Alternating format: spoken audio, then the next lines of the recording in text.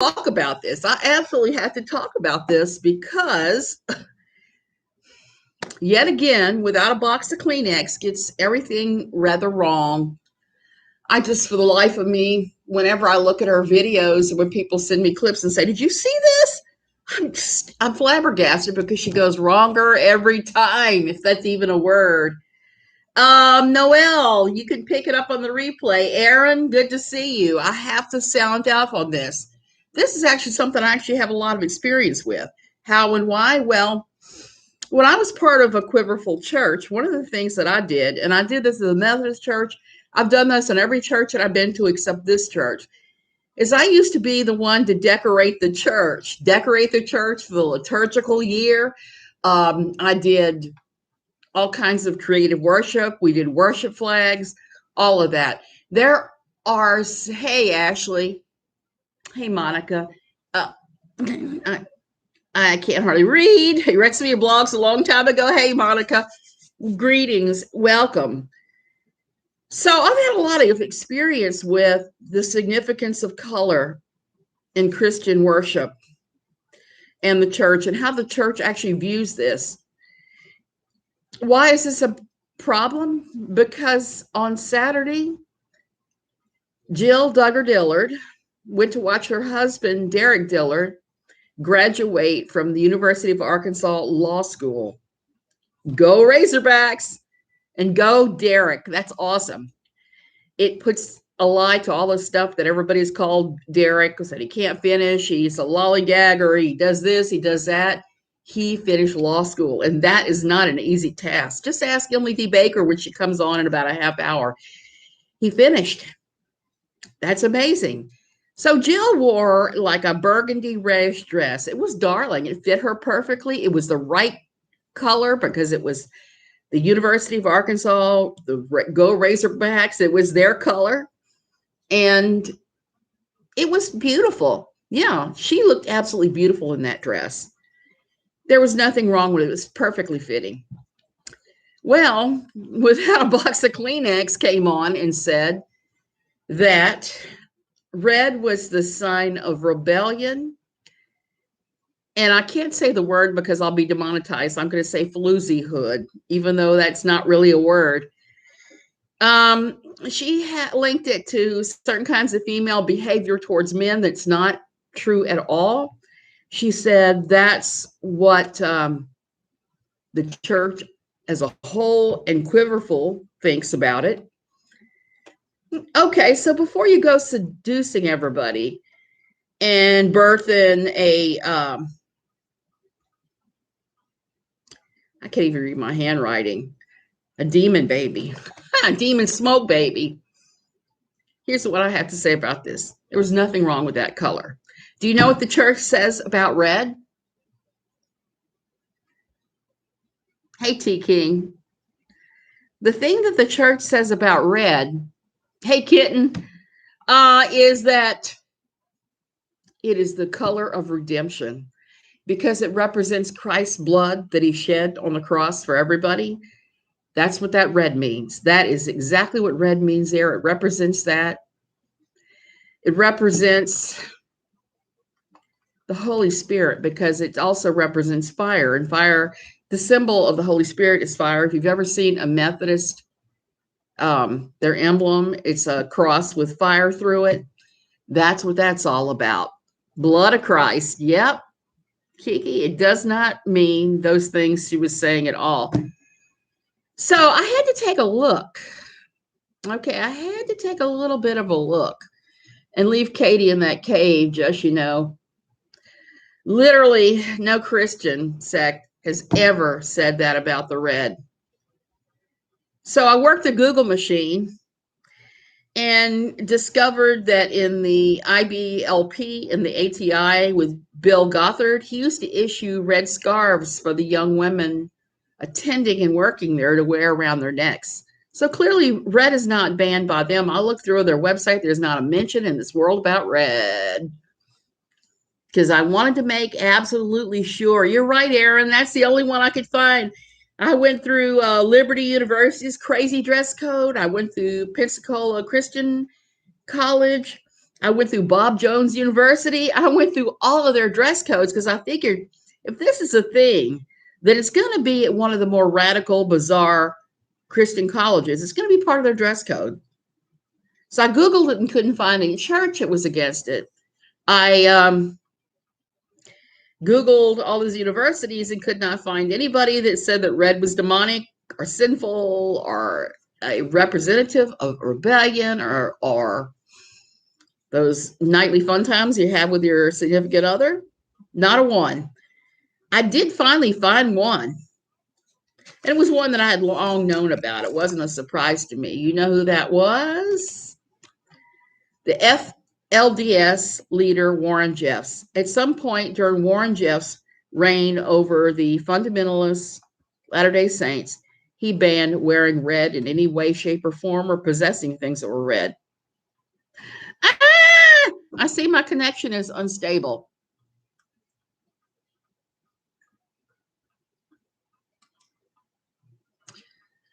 Okay, red is the Arkansas school color. You got it. And I think I am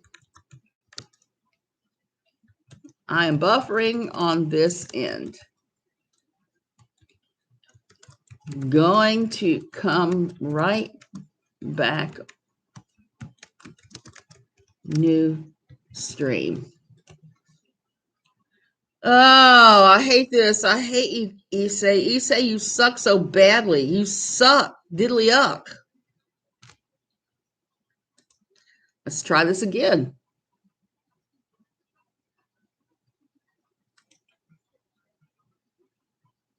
I'm looking good on this end. Well, let's see.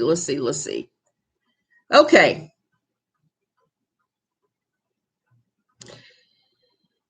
Looking good on this end. I got to be buffering. Anyway, long story short,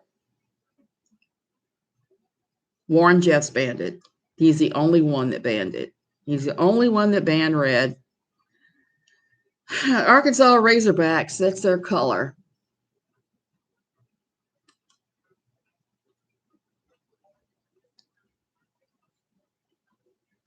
Hey, Ginger. For some reason, I'm showing that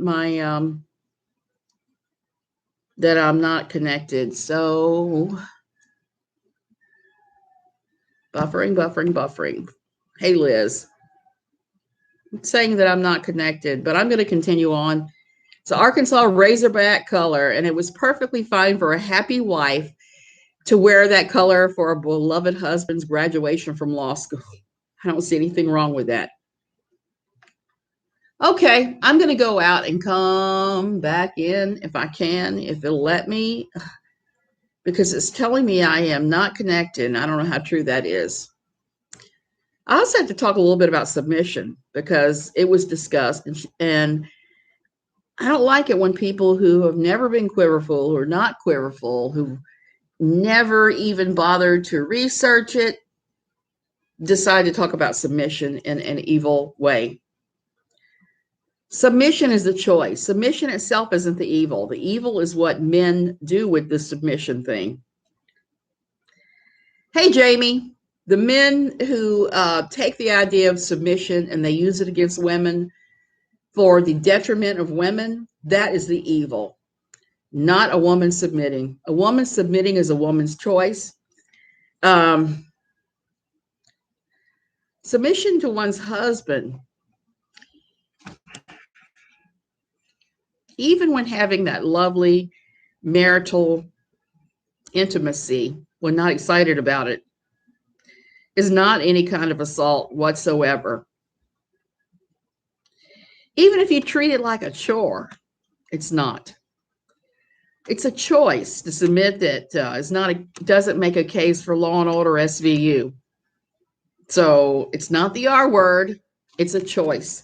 So her talking about that as far as Josh and Anna Duggar and their relations, their intimate relations, is so wrong. We're just not even going to go there. We're not even going to go there. And the last thing I'm going to say today that I have to talk about is her misunderstanding of fetishes.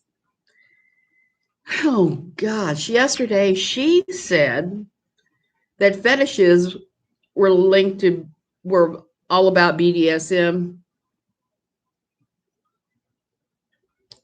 blind dancing, sour monkeys. I guess that's what I'm going to call it. Blind dancing, sour monkeys. Um, Instead of what it actually is. So anyway, use the acronym of blind dancing, sour monkeys, and you will know what I'm talking about. She claimed that that's what it was. I knew that was BS, so I went and looked up the actual definition because I had my own ideas about what it was, and I wasn't so far off. A fetish, a form of desire in which gratification is linked to an abnormal degree to a particular object, item of clothing, part of the body, etc.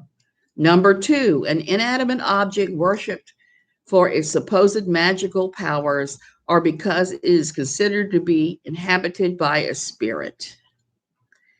That's a very different definition than the definition she gave. So, and we say, I have a fetish for fabric. Oh my gosh. Yesterday we went shopping in Santa Cruz, which is a bigger city to us. And I walked to the fabric store, needed white cotton. What did I get? I got pink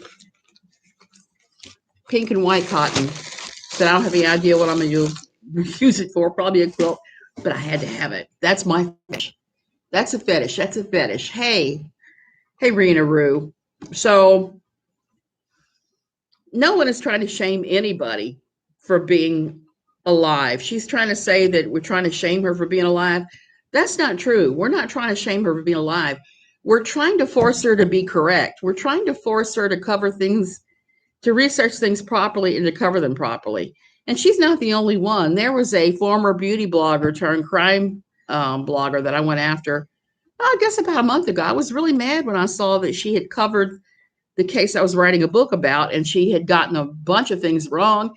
And then she had stolen, she outright jacked a photo from my website, my No Longer Quivering at Pathos website, where everything is just watermarked to death, copyrighted to death. It actually says on there, if you're going to use anything, link back to me and give me credit. Well, she took stuff off my website without using any credit, without acknowledging my copyright, with violating my copyright. And her fans have come after me a number of times, and I just keep hitting delete after explaining to them that stealing somebody else's material and copyrighted material, and then claiming that person is unfairly attacking your idol, even though you've tried repeatedly to talk to the person about giving you credit. I just went ahead and struck her. I mean, it wasn't worth the hassle that I was getting for this. It really was not, because it was pretty ridiculous, the stuff she was saying. And even the conclusion she came to was just all wrong. She was making stuff up again.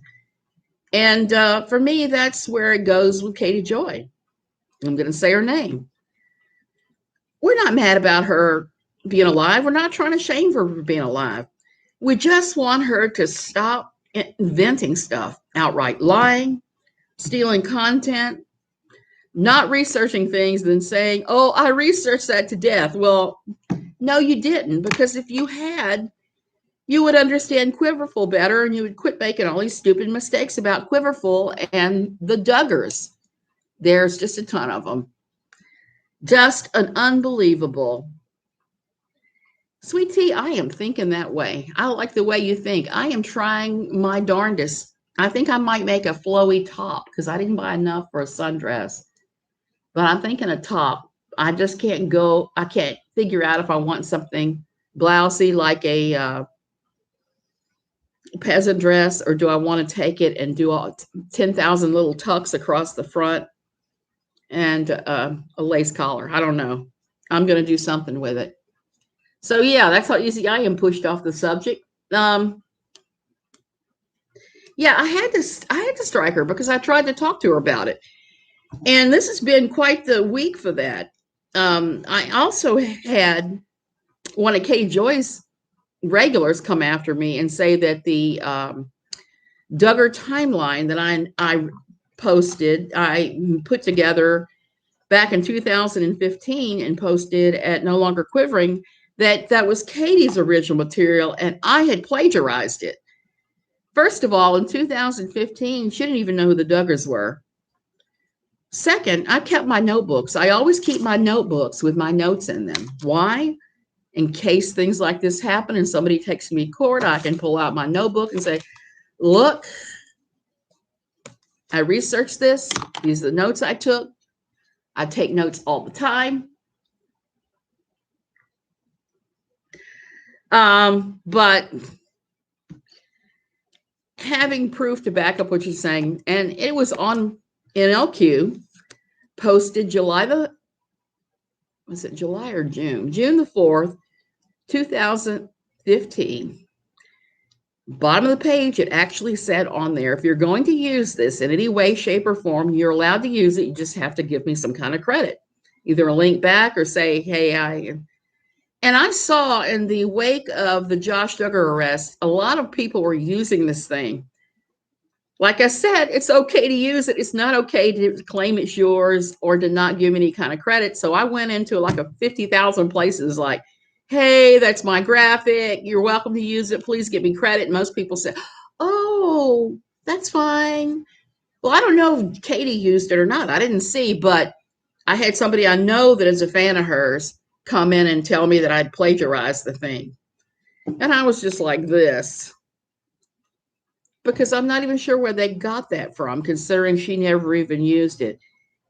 And it was one of those things that I have my notebook showing when I actually started working on the thing, because it took a couple days. I had to wade through a pile of info on the Duggars and try to put it in some kind of decipherable order. I had to sit down and watch the Megyn Kelly interview over and over and over to catch all the stuff that they said and line it up with something on the police report or something that was observable, some documentation versus the stuff they were spewing, which is brown and stinky. So anyway, I did not plagiarize anything, Rena Rue, but I got accused of it big time. And I was kind of like, nope, here's my notebook. Here's my watermark on that. Here is when I posted that. I just shut that person down. So that is why I think she needs to take a class in journalistic ethics. I've taken one. A lot of other people have taken them. It doesn't even have to be that hard. She can do it online, and it will tell you the do's and don'ts and how you have to back up your material and everything. But she's not a journalist, so let's all stop abusing ourselves and thinking that she's ever going to do that, because we all know she won't. Which is why I'm wearing my lovely red jacket today that I've never had a chance to wear before.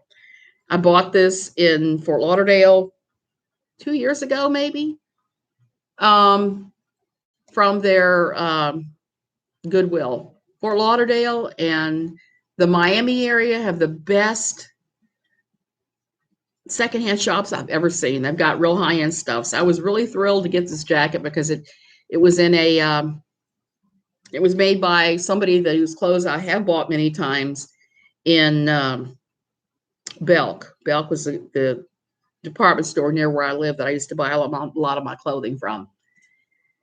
And journalist integrity ethics is what KJ needs. Exactly, Rena Rue. But the thing is, I don't ever see her taking a class like that. She thinks she doesn't need it. She thinks she's the bee's knees and the queen of gossip. In the meantime, I'm having to run behind her now, like the guy who goes behind the elephant with the with the dustpan and the broom sweeping up the detritus, trying to pick up the bad pieces and explain all this. Like I said, she accused Jill Duggar of wearing a red dress, Jill Duggar Dillard, for reasons that were not true at all. She didn't understand that nowhere in Christendom is there any that I can find that there's any putting down a red. It's the color of the blood of Christ.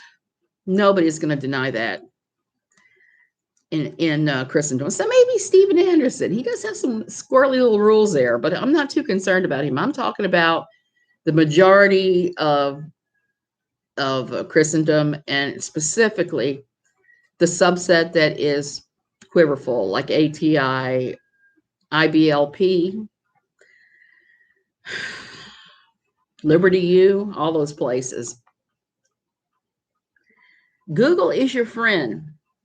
Google can be your friend, okay? Google was how I checked to see what the dress codes are.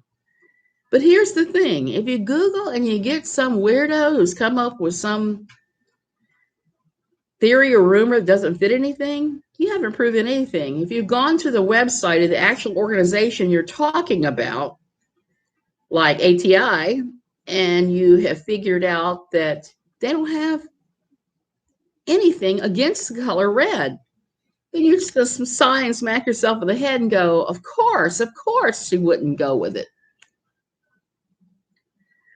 Police wife, I have a red dress that I almost wore today, but I was like fumbling through my closet last second looking for it. And we got people coming over to work on various parts of the place. And I've got somebody coming over to hopefully fix my internet and get me better internet. I'm hoping and dreaming. Here's the funny thing about yesterday, going to Santa Cruz to talk about the internet. They told us they weren't sure that they could service us here. Why? Because their service line runs right down the middle of my street. My neighbor on the other side of the street has it, but they're saying they're not sure they can get it to us because we're across the line. We're on the other side of the line. Costa Rican logic sometimes defies Western minds. It's not what we do in America at all. So there's that. I love that song too, Police Wife. It's a pretty funny one as far as I'm concerned, and well, just humorous, like a lot of songs are. Anyway, I know that the Emily D. Baker is on right now. I'm cutting into her times, so I think I am. No, actually, I have a few more minutes. Yay! I'm trying to be done before Emily because everybody goes and watches Emily. I do too if I have to. A knitter. Oh, Aaron, there's a big difference between creepy yarn and good. For a high school class reunion. He graduated from high school in 1969. For some reunion, when you get to be, he's going to be 69. He's going to be 69 this year. When you get to be that age, your classmates start croaking. He's a few years older than I am. That's if you had a really good high school experience and you loved high school. That's high school experience and you loved high school. That's the reason why he goes here. So I have my yarn all lined up. The problem with anybody mailing me yarn here is the aduana. And that's the thing you have to think of, is the aduana. And that's the thing you have to think of here, the aduana. If you move here, you have to consider, if you order, that can be a lot and that can be a little. It's not too terrible for yarn compared to a lot of things, which is why it's usually not a good idea to have anything sent